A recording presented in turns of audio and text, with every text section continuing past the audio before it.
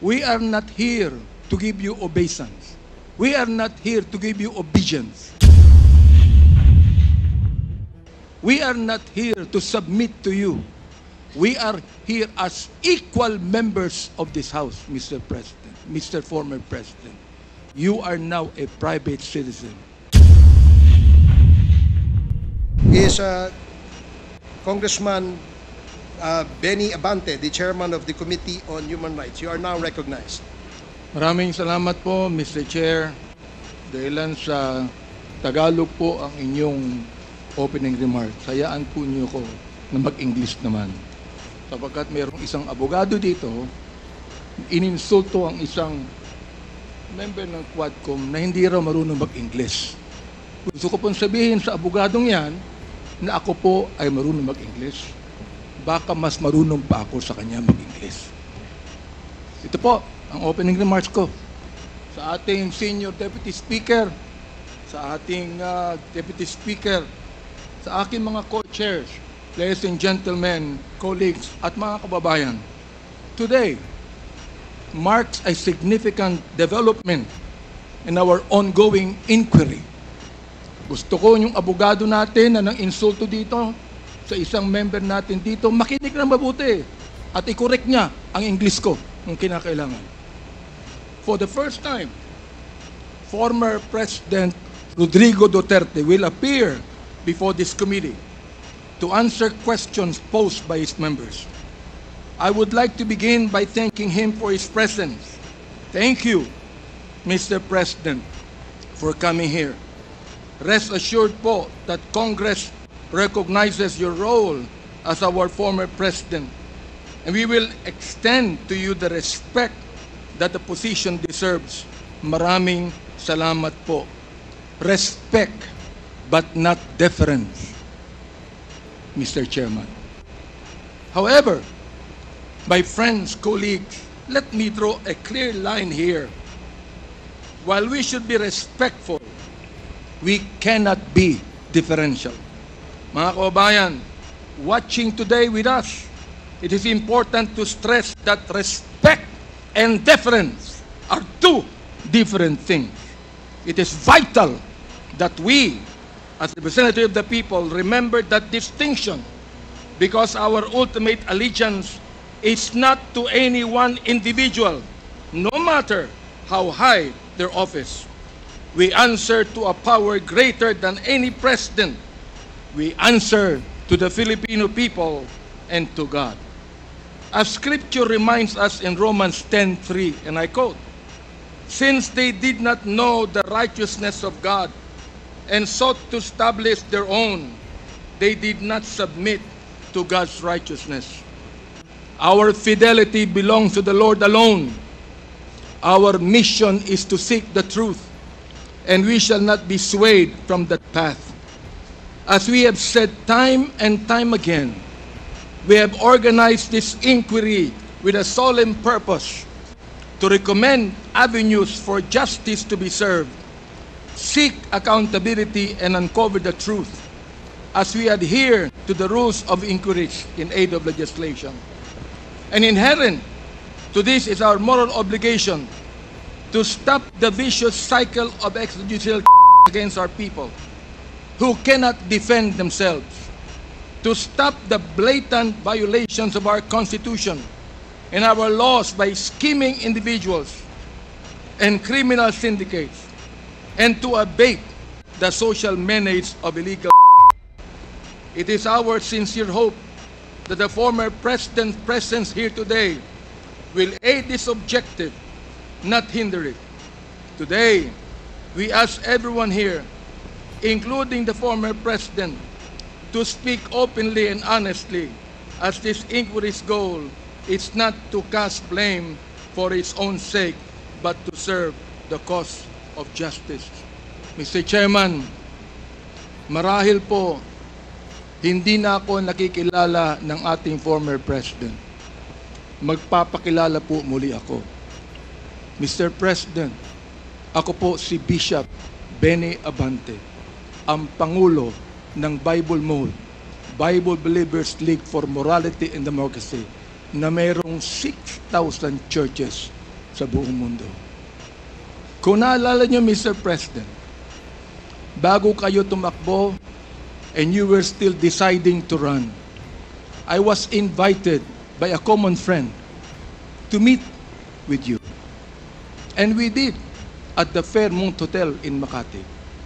I hope that you would remember that. With me are two pastors. And we prayed together. I prayed for you, asking the Lord to give you the right decision to run for the presidency. I do not know you from Adam, Mr. President.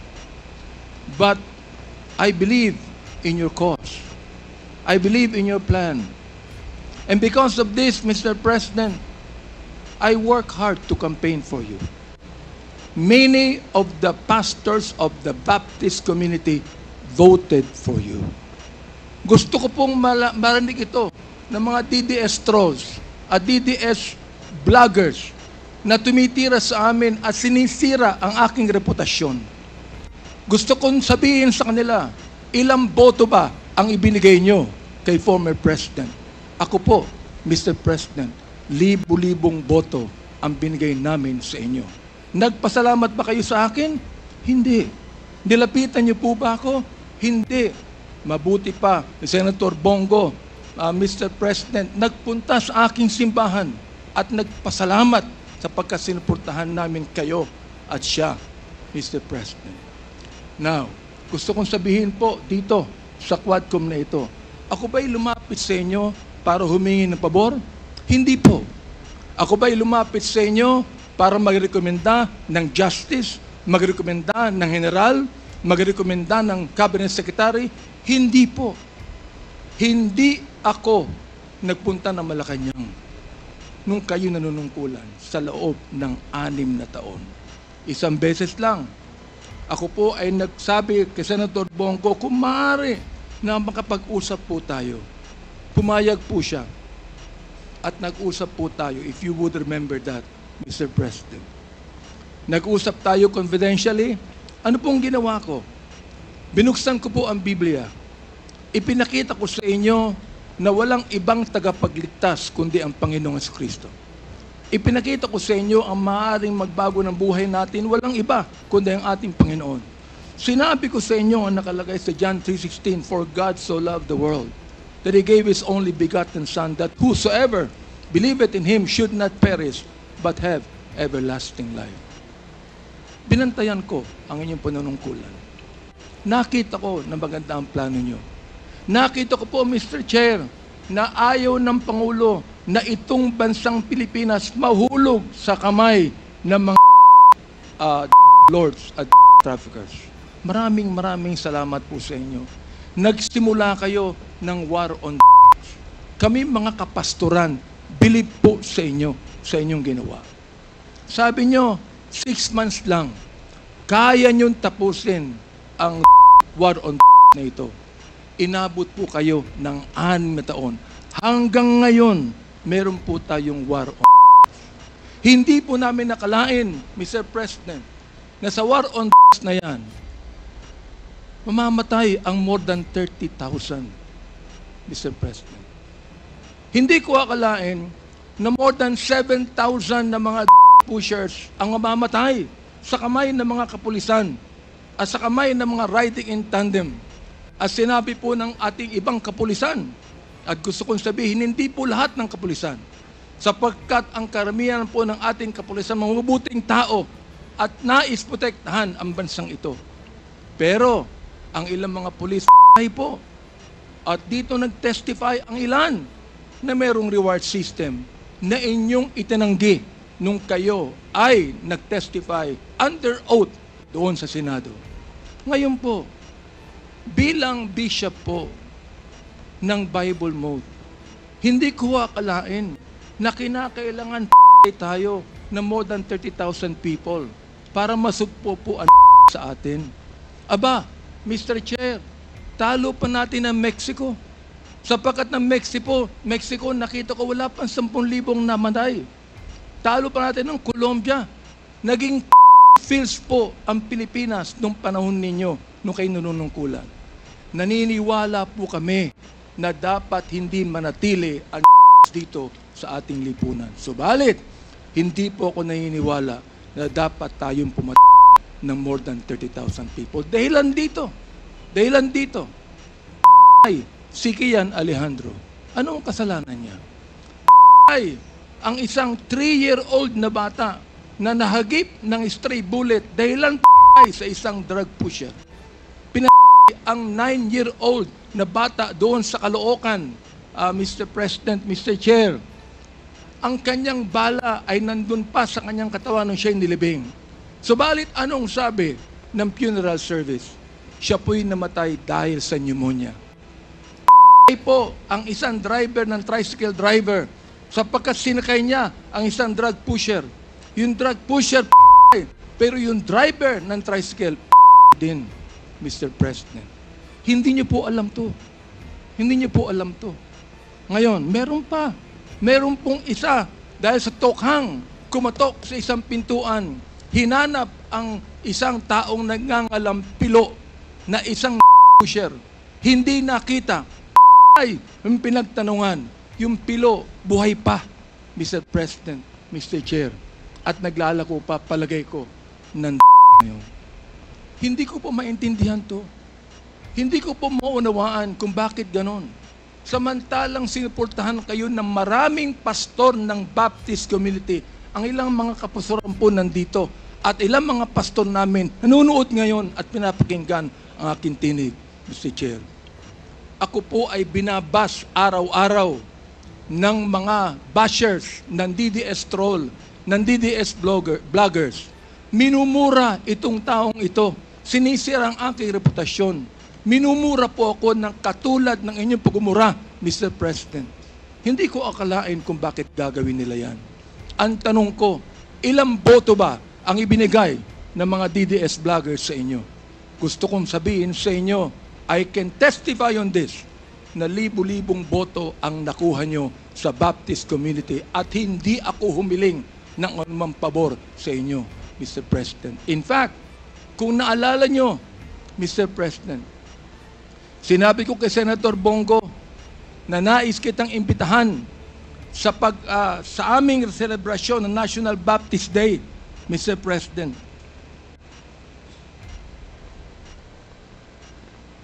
Dihinto ko lang po yung pakikipag-usap na ito ni Delga sa ating presidente para po makapakinig po sa akin ng tama.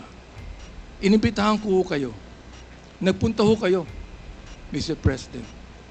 Doon po sa SMX, nakita nyo ang 7,000 na mga Baptist leaders na nakinig po sa inyo. Sa inyong speech, Mr. President. Oo. Doon po sa speech ninyo, sa harapan po ng mga bishop at ng mga pastor, nagmumura kayo. Pinagbigyan po namin kayo. Kahit na hindi maganda sa amin makarinig ng mura, pinagbigyan po namin kayo dahil kayo ang Pangulo at dapat namin kayong irespeto, Mr. President. Andito ho ako, nakaupo sa harapan nyo. Nagpapasalamat sa pagkakataong ito na masabi ko ng buong katapatan sa inyo ang ginawa ng more than 6,000 na mga kapastoran ng Bible Mode para sa inyong eleksyon bilang Pangulo ng Pilipinas. Nung akin pong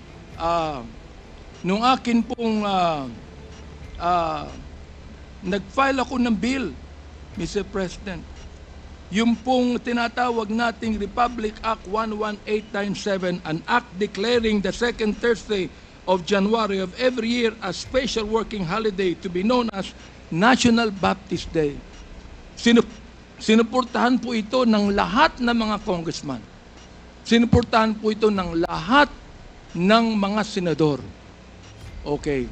At nilagay po sa inyong opisina. Pinirmahan nyo ba ang bill na yan? Hindi po. Naging batas yan because it lapsed into law after 30 days.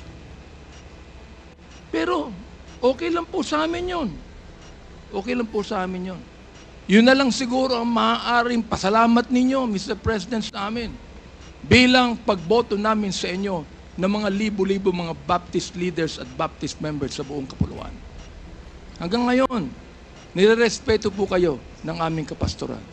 Hanggang ngayon, pati yung kapastoran po namin sa Mindanao, ginagalang kayo. Marami kami pastor sa Davao na ginagalang po kayo. Bakit po? Sapagkat kayo ay naging Pangulo ng Pilipinas.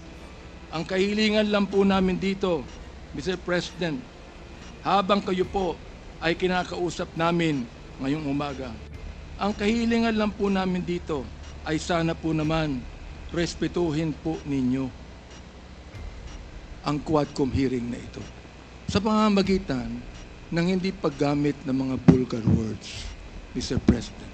Sapagkat gusto kong sabihin sa inyo bilang warning na kapag kayo po ay nagmura sa Quadcom hearing na ito, I will make a point of order on you. Meron po akong batayan na batas sa tinatawag po nating disturbance of proceedings. Gusto kong basahin doon po sa Psalms 109, 17 to 18 and 28. Hindi ko alam kung naniniwala kayo sa Diyos. Hindi ko alam kung naniniwala kayo sa Biblia. Samantalang sa isang pagkakataon, tinawag niyo ang Diyos na stupid, Mr. President.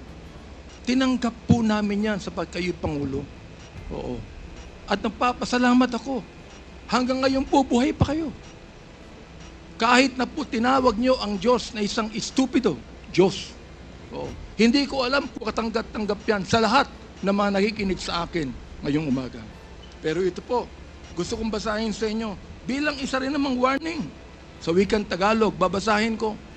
Sapagkat iniisip niya, ang manumpa, ang magsabi ng masama, kaya darating yaon sa kanya, sapagkat hindi siya nalugod sa pagpapala, kaya't malayo yaon sa kanya. Dahil binihisan niya ang sarili niya ng pagsabi ng masama o pagsumpa na gaya ng kanyang sariling damit, yaoy papasok sa kanyang kalooban na gaya ng tubig at gaya ng langit sa kanyang mga buto. Hayaang sumumpa sila. Hayaang sila ay magmura. Ngunit magpala ka. Ang kahilingan po namin ngayon, Mr. President, sana po, imbis na mura ang marinig namin sa inyo, sana po, bigyan nyo kami ng pagpapala sa Quadcom na ito. Sapagkat hindi personalidad ang tinutukoy namin dito. Ang tinutukoy po natin ito, issue na kinakailangan po natin tuldukan sapagkat ito po'y kailangan ng ating bayan. Kapag sila'y bumangon, sila'y mapapahiya, ngunit ang iyong lingkod ay magagalak. Yan po ang sinabi sa Salmo, Mr. Chair, Mr. President. Salamat po sapagkat hinayaan niyo ako na magsabi sa inyo ng buong katapatan na walang halong anumang pagkukunwari, Mr. President. Ginagalang ko pa rin po kayo. Hindi po dahilan ay kayo, kundi dahilan sa minsan naging Pangulo kayo ng Pilipinas. Kaya nga po ang aking opening remarks is what? Respect, not deference. We are not here to give you obeisance. We are not here to give you obedience. We are not here to submit to you. We are here as equal members of this House, Mr. President, Mr. Former President. You are now a private citizen. And I hope and pray that you would give us equal respect as we give you equal respect today. Maraming salamat po, Mr. Chair. Thank you, Congressman Abante. The next to deliver his opening remarks is Congressman Stephen Caraps Paduano, the Chair of the Committee on Public Accounts. You're recognized. Thank you, Mr. Chairman. Good morning, everyone. As mentioned in the opening statement of the Chairman Barbers, today's hearing was originally scheduled to be postponed and moved to November 21, 2024. However, when the news emerged that the former President will be attending, and after we verified announcements confirming his desire to attend the hearing, the Quad Committee decided to convene on short notice. This will allow us to hear directly from the former President and to address questions regarding the issue of extrajudicial killings.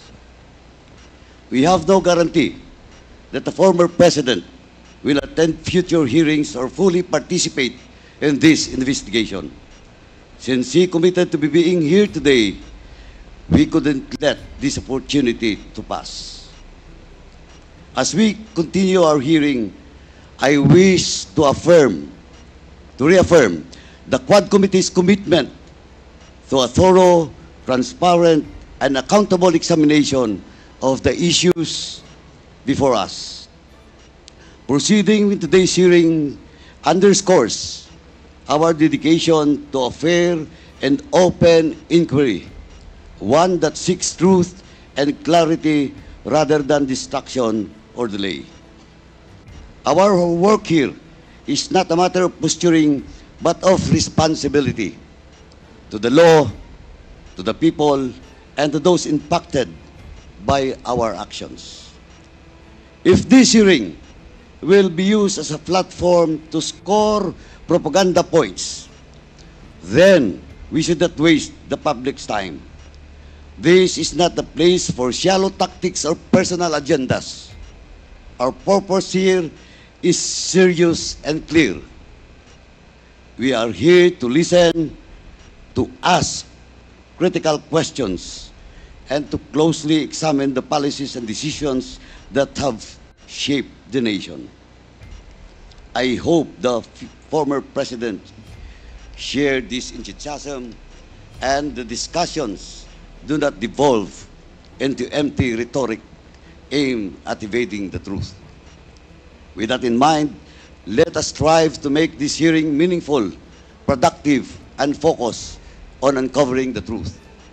Let us honor the public's trust, ensuring that this session is conducted with integrity and purpose.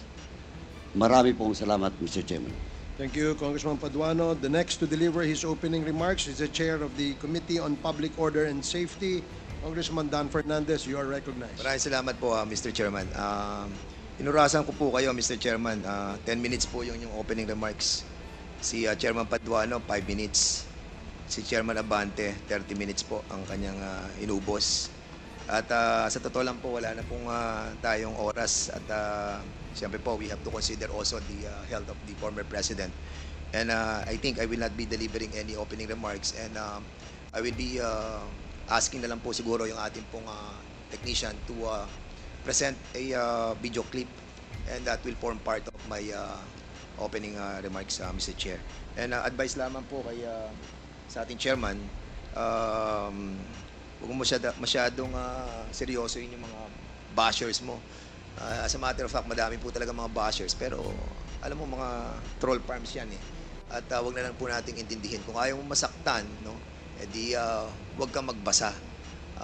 I think we all know na marami po talaga itong mga troll farms. At yan naman po talagang ginagamit na taktika against us all. But at any rate, Mr. Chairman, ito pong bidyong ito na ginawa po ng ating pong Quad Committee ay will be formed part of the committee. Before that, Congressman Fernandez, how many minutes is that video? Siguro mga ano po yan. Kung meron kang 10 minutes, meron siyang 30 minutes, meron siyang 5 minutes, 7 minutes po yan, Mr. Chairman. So, just make sure it is a short presentation. It's a short Your presentation, Honor. Mr. Chairman. Okay, salamat po. Sige. Mr. Chair, Yes, Congressman gusto Abante. ko lang pong sagutin yung sinabi ni Congressman Fernandez. You have 2 minutes. Oh. Alam mo talagang marami, pero hindi ko binabasa yan.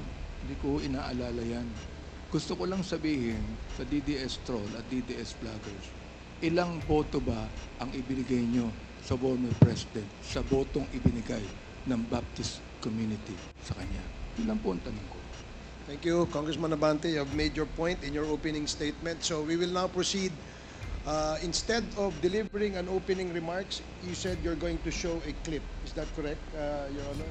Yes, this was created by the Quad Committee, by all the members. So let us present this video. Okay, please, the technical group, can you please play the clip?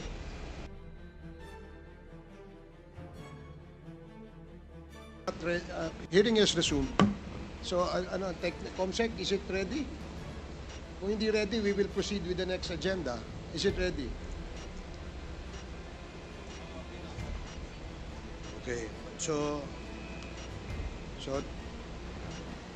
technical, please play the clip.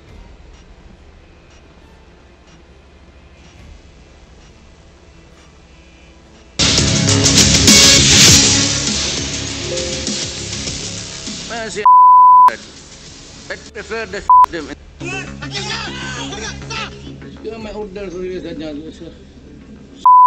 Walang pakialam dyan sa iyo magandang. I don't give a shit kung anong gusto nilang sabihin. About three of them because there were three of them. I didn't really know how many bullets from my gun went through inside their bodies, but it happened.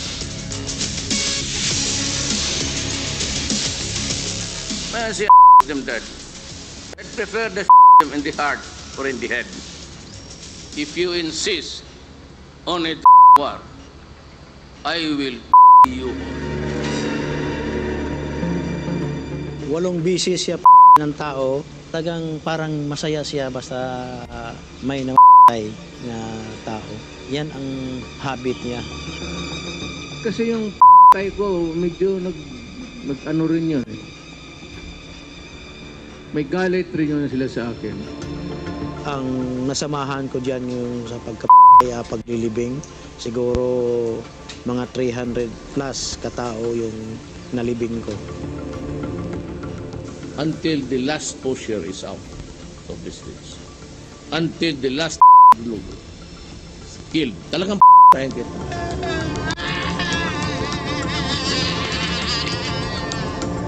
The whole Davao Death Squad network was used as Mayor Rodrigo Roa Duterte's personal masyan.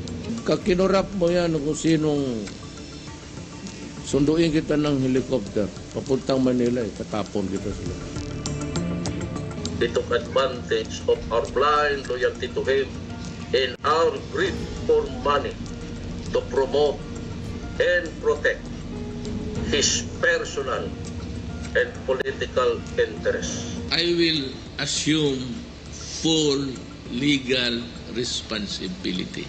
Kaya ang human rights, ako ang magharap niyan, hindi naman kayo. All of our targets were based solely on the intel information and orders given by Mayor Rodrigo Roa Duterte himself. Ang kasalanan ko lang, yung mga extrajudicial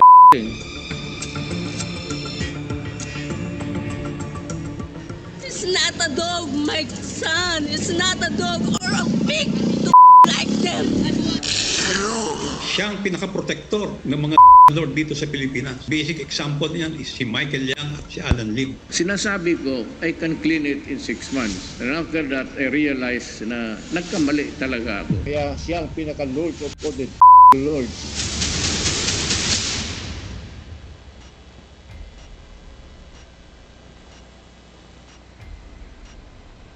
Okay, sige po. Salamat. So, we will now proceed with the next agenda. May we recognize Congressman Acop, our Vice Chair, to please discuss the ground rules for today's committee hearing. You are recognized, Congressman Acop. Thank you, Mr. Chair. I would just like to repeat the rules applicable so far as our hearing is concerned. Only the microphone of the lead chairperson or presiding officer shall be on unmute mode at the start of the meeting. During the period of interpellation, resource persons shall be given 5 minutes each to state their position or make a presentation in the meeting. Resource persons shall not be allowed to speak or make interjections unless and until they are recognized by the lead chairperson or the presiding officer.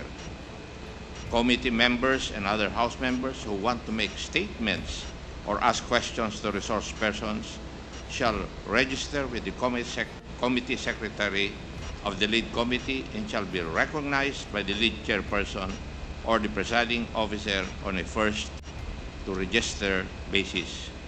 Members shall be given 10 minutes each for their interpellation, excluding the answers of the resource persons.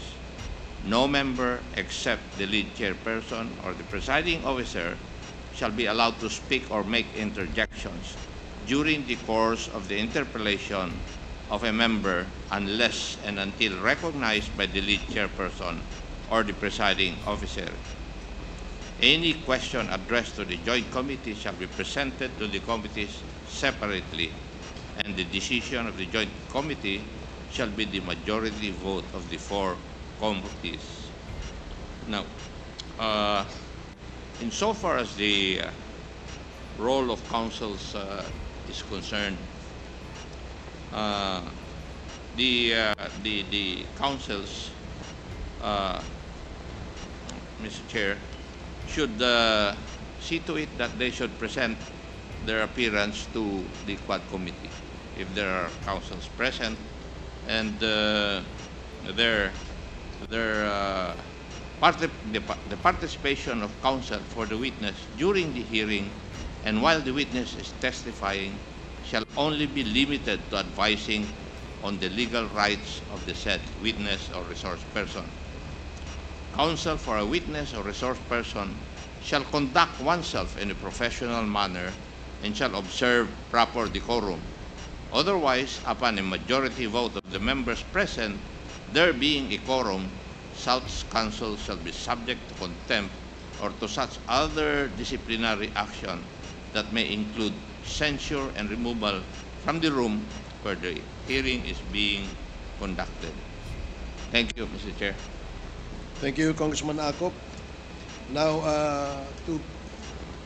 the next part of the agenda is the discussion or deliberation on our administrative matters.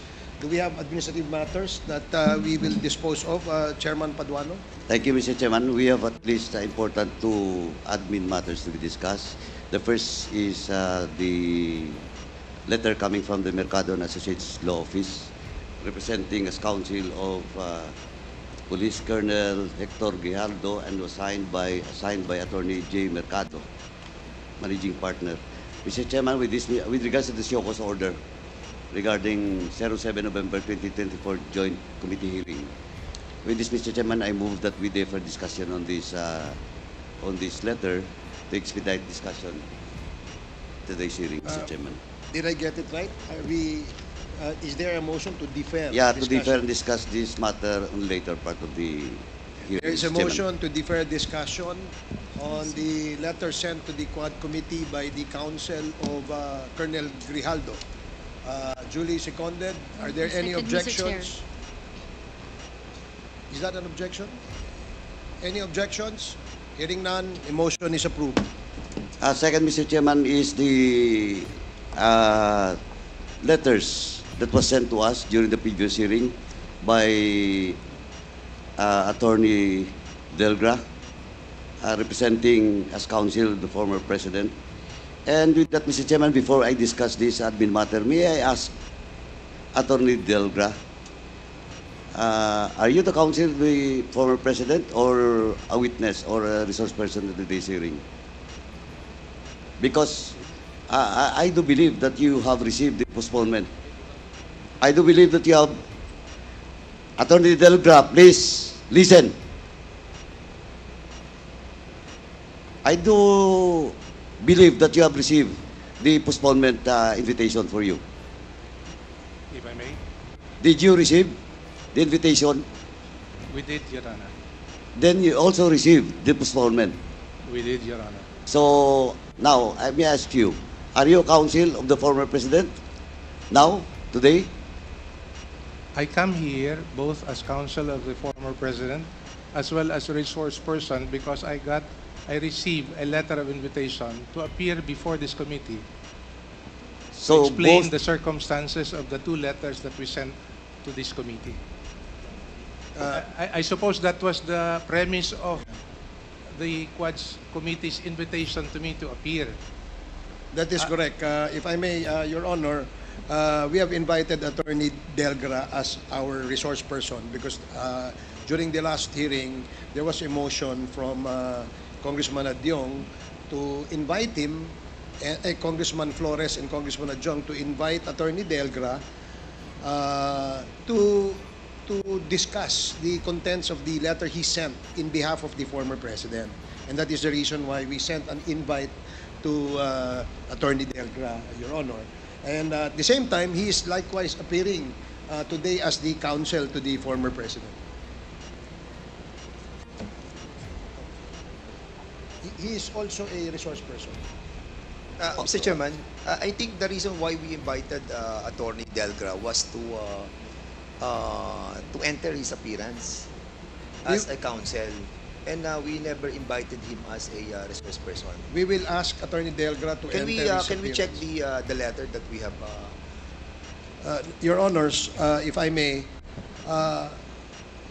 we will ask the lawyers and the invited resource persons to appearing in behalf of the former president today as his counsel to enter their appearance before the Quad Committee. And we will get to that later on after we dispose of the administrative matters that we have at the moment. So, Congressman Paduano. So with that, Mr. Chairman, discussion with regards to admin matters on the letter sent to us by Attorney Delgra, since he's also a resource person, we will discuss this during the turn of Attorney Delgra, Mr. Chairman. But before we proceed, Mr. Chairman, let me ask lang po, on record, for the record lang po, for the former president, do you confirm, sir, that we received a letter coming from you, signed by you, granting authority to Attorney Delgra as your counsel? Just for the record po. Your Honor, you are correct. Thank you, thank you, thank you. Thank you, Mr. President. Former President, that's only my question. We're talking about lawyers. I have two additional lawyers. Okay. Attorney Belio and Attorney Panelo. So let them have their entry. So that if they will recognize with the chairman. Thank you, Mr. President, for that answer. Thank you po. We will now ask the lawyers of the former president to enter their appearance before the Quad Committee before we proceed with the committee proper. Attorney Delgra and Attorney Panelo, please enter your appearance. Attorney Delgra. And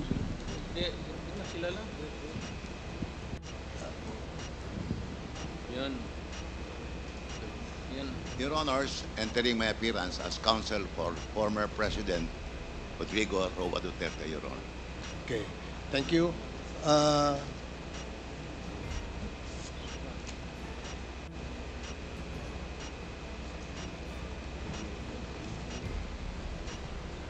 Good morning, Your Honors. Respectfully appearing as counsel for the former President Rodrigo Roa Duterte. Okay, thank you, Attorney Panelo. Please proceed, Congressman Paduano. Mr. Chairman, since Attorney Delgra is also a resource person, so I will just ask the admin matters during the turn of Attorney Delgra. Okay. Thank you, Mr. Chairman. Thank you, Congressman Paduano. Now, we would like to ask our resource persons to please take their oaths before we proceed with the committee proper. I have here a list of the names of the members who wish to propound questions later on to our resource persons. So, but before that, may we ask our resource persons to please take their oath before the committee. COMSEC, please administer the oath. Thank you, Mr. Chair. All those resource persons who are attending this hearing for the first time. So, we would like to request the former president to please stand, and Attorney Delgra, and nanays who are here. Hindi pa kayo naka-oath na. Yung hindi pa naka-oath. Yung pong hindi pa po nakakapag-oath, pwede pong tumayo tayo at mag-oath po tayo. COMSEC, please proceed. Okay. Please raise your right hand. Do you swear to tell the truth, the whole truth, and nothing but the truth in this congressional inquiry, so God may help you? They said in the affirmative, sir. The oath has been administered. Thank you very much to our resource persons. Thank you very much, Comsec. Now we will proceed now with the interpellations. I have here a list of names of the members who wish to ask questions. The first to follow the tradition of the House, where we give the first crack of asking questions, is from the member of the minority. Congressman Arlene Brosas, you are now recognized. You have 10 minutes. Thank you, Mr. Chair. Maraming salamat, Mr. Chair. Magandang umaga po sa ating lahat. Mr. Chair, first of all, siguro i-reiterate ko lang yung kaninang sinabi ni Chairman Benny Abante na we would like to remind na wala sanang mga Excuse salita. me, Congressman Brosas, I'm sorry. This is a oversight on my part. Meron pa hong nasa agenda. I am really, really sorry, Congressman Brosas. We have invited members from, what group is this, DSJJ? May I have the list of the names? So, bigyan po namin kayo ng pagkakataon na magsalita, pero 2 minuto lamang po. Kung maaari, iksian nyo po kasi po ayaw po nating tumagal bago po tayo mag-proceed sa ating pagtatanong. So the first, who's going to be recognized first? Okay. Opo. So we first recognize Father Flavi Villanueva. You have 2 minutes, Father, kung maaari po. Yes. Magandang umaga, Chair. Magandang umaga po sa lahat dito. Ako po ay si Father Flavi L. Villanueva, SBD. Isang pare na nakakita, nakasaksi, at patuloy na kumakalinga at naghahandog ng paghilom sa mga balo ulila na biniktima ng war on noong nagdaang administrasyon. At dito ay nakita ko ang kawalan ng katarungan, kawalan ng sistema, at higit sa lahat, ang karumal-dumal na pagpapay sa mga nasalaylayan. Aldrin Pineda, 13 years old. Bakit ako ni Omar? Si Omar ay isang pulis sa Tondo. Marca Alpina, pangarap ko maging pulis. Pero pulis din ang sa kanya. 3 taong gulang. Erwin, 29 years old. Ipagluluto kita ng pansit. Bibili lang ako. Pagbalik ko, pagdiriwang natin ang kaarawan mo. Hindi na siya bumalik. At 6 na bala ang tumoda sa kanya. Naka-civilian, pero kompleto sa battle gear. Si Berto, ganun din. Ang huli niyang wika, papasada lang ako ng tricycle. Pagbalik ko, pagdiriwang natin ang birthday mo, mahal. Civilian ng p***ay, pero tinago, bago ang bungo. Kung nagkaroon ng kawalan ng sistema sa pag-imbestiga, nagkaroon ng sistemang pag-p***ay sa kanila. Mahigit 200 ang kasama ko sa baba. Lahat sila may kwento. Lahat sila nawalan. At ang nawala sa kanya ay ang mga taong bumubuhay sa kanila. Katulad doon na sabi ko sa Quadcom, bago ko ibigay yung microphone sa mga kasamahan kong naririto sa pangungunan ni Randy De Los Santos na siyang kumakatawan sa program Paghilom at susunod magsasalita. Sabi ko sa Senado, kung mayroong sistemang pinagmamalaki, kung mayroong baril na ginamit ang mga nanlaban at tunay na nanlaban sila, then, Mr. Chair, let it happen today. Let it happen in this Quadcom. Let us call the directors of operations and ask ilang baril ang naroroon sa kasalukuyan. Then we would know kung ilan po ang tunay na nanlaban, kung meron talaga na nanlaban. Those firearms would have corresponding reports attached to them. It should have. Then we would know the real reason, if it's a myth, kung gawa-gawa o totoo. But because what we know is that what happened in Davao simply was replicated nationwide. I will park for the moment and allow the victims that I'm with to speak, beginning with Mr. Randy De Los Santos, the uncle of Kian De Los Santos. Okay, maraming salamat po, Father Flavi. Thank you for cooperating. Sa lahat po ng tatawagin namin, pwede pong maiksi lamang po, ha? The next is Attorney Cristina Conti, NUPL NCR. You have 2 minutes. Yes, thank you, Mr. Chair. Mr. Chair, Your Honors, we are here as lawyers, advocates, and supporters of victims of extrajudicial killings during the time of President Rodrigo Duterte.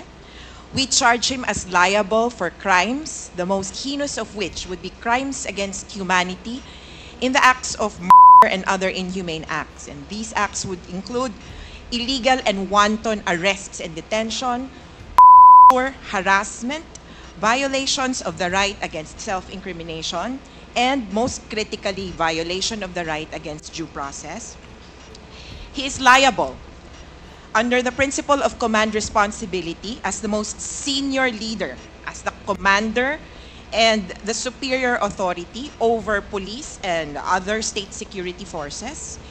He is liable for conspiracy because of the institution of a state policy to neutralize, negate, whomever he identified as so-called quote-unquote enemies of the state under the guise of anti-criminality and anti-insurgency campaigns.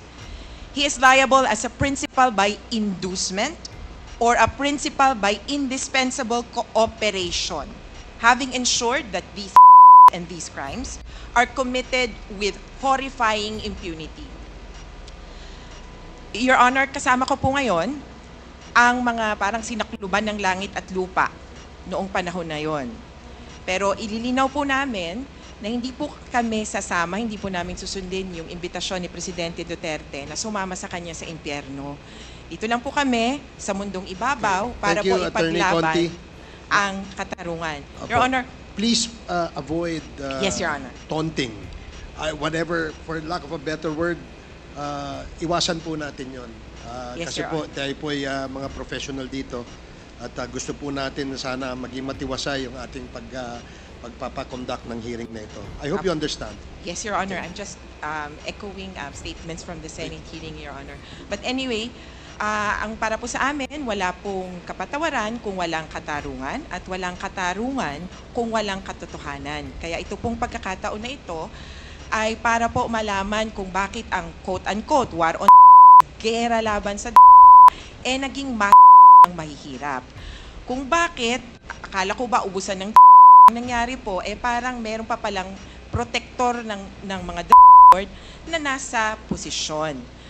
At nandito po ang ating mga biktima para isalang po sa ating pong komite at sa investigasyong ito kung ano nga ba ang tunay na nangyari at kung sino ba ang dapat managot.